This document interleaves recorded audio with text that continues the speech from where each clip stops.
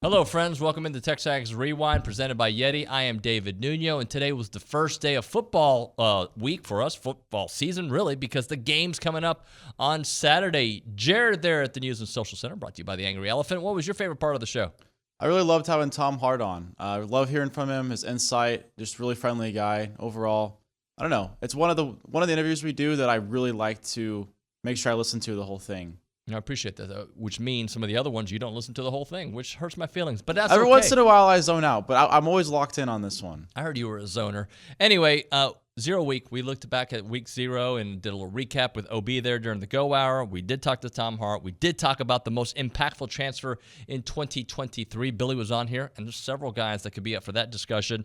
And the best weeks of game 1 on outside of Aggieland. That is not around Aggieland. It's outside of Aggieland. But we, of course, are focused on the game happening right here against New Mexico. It is TexAgs Rewind. Check it out. OB, let's kind of look back at some of these games. I know you are anti-Notre Dame.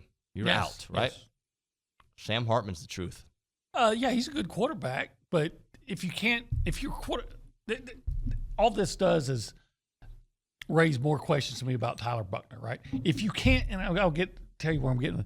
If you're quarterbacking Notre Dame and you can't have a big game against Navy, right? And I understand this isn't Navy from 10 years ago.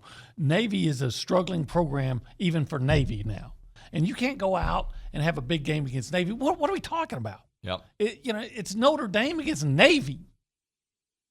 So, yes, Sam Hartman's a very good quarterback, and I think he's going to be a Heisman contender because, well, they're going to win a lot of games. Quarterback of Notre Dame. And as we see, if you're from Notre Dame, you get preferential treatment. The media loves Notre Dame. The media and Notre Dame are kind of like Brokeback Mountain. I can't quit you.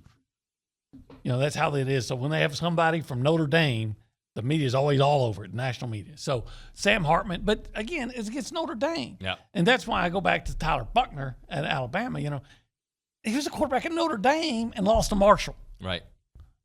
So that's not meant to be a dismissal of Sam Hartman. I'm just saying, if you're the quarterback of Notre Dame, you should have a big game against Navy, especially a bad Navy team. Yep, I can agree with that. But to go out and do it, especially as I think the Notre Dame offense the last couple of years has not been very good, I think that's a step in the right direction.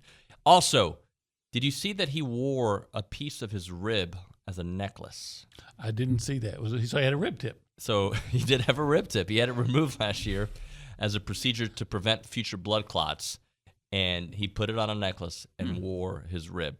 Threw for 251 yards, 4 touchdowns. He's the third Notre Dame quarterback since 2000, joining Jimmy Clausen, twice, and Book once, to throw for at least 250 and 4 touchdowns while completing 80% of his passes. What did A&M average a game last year offensively? Like 22? Yeah, not good. I mean, that's not bad. That's awful. That's a team that brings in a top 70 recruiting class year after year and is settled down on their 4th quarterback. You know, that's not a team with the number 1 recruiting class and all this talent. So I think that obviously is not going to be a 22-point game, 22-point a game offense. What's the running back situation look like? Like, what are you hearing? Oh, 3 very capable guys. I think it's going to be those 3 guys going at it. Probably Amari Daniels getting the start initially, who looked good last year, had a great scrimmage.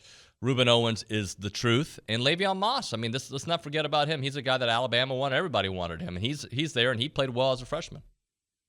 I can't wait to watch Reuben Owens. I mean, I think he's going to be legit. It's been a while since saying it. 10 years since they had a 5-star running back come in.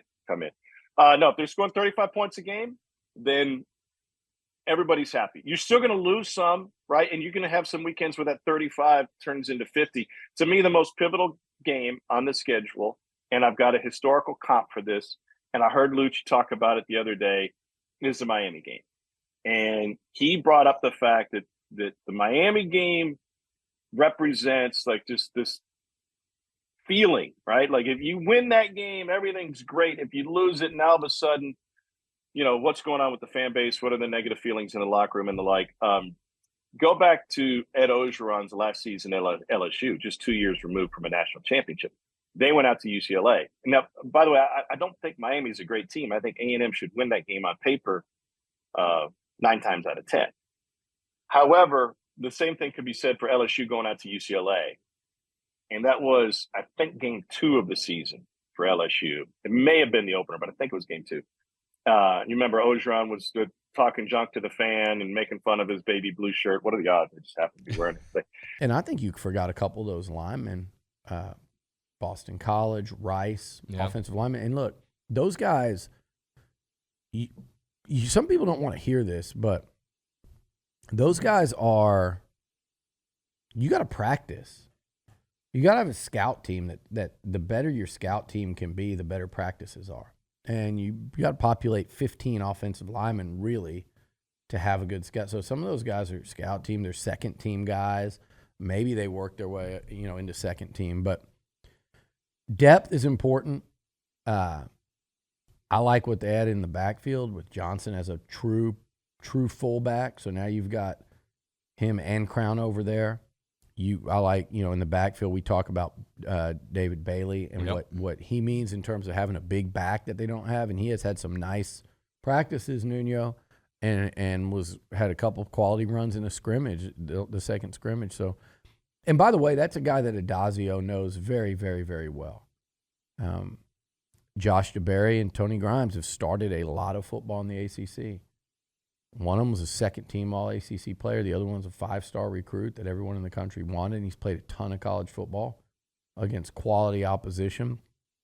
Sam McCall was a national top 100 guy that he's more of a after this season. Right. Like, let's develop him. He was a true freshman last year that got his feet wet at Florida State. Now he acclimates to this system.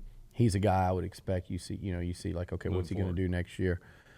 And then I've talked extensively about Ja'Day Walker. We talked a little bit about Jordan Anthony yesterday, who adds this speed element that you didn't have. And I think Bobby Petrino was very familiar with Anthony prior to him coming here. So I think they've added a lot that's going to help. J.D. Davis, they need depth at linebacker. A game on the schedule this week that other than A&M.